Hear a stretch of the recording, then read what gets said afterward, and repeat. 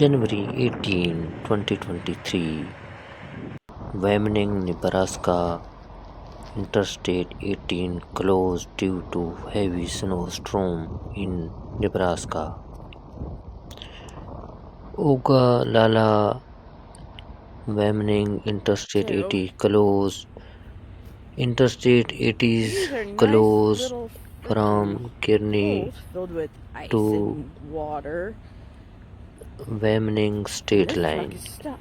Wyoming state line तक जो है गुलाला किरनी से जो है आपको फुटेज दिखा रहे हैं इस वीडियो में। इंटरस्टेट 80 को क्लोज़ किया गया है स्नोस्टॉर्म के हवाले से। वो गुलाला से जो है इस वीडियो में जो फुटेज आप देख सकते हैं, ट्रक जो है ये स्टॉप पे खड़े हुए हैं, ये आप देख सकते हैं। और नेब्रास्का में जो है काफ़ी स्नोस्टॉर्म जारी है।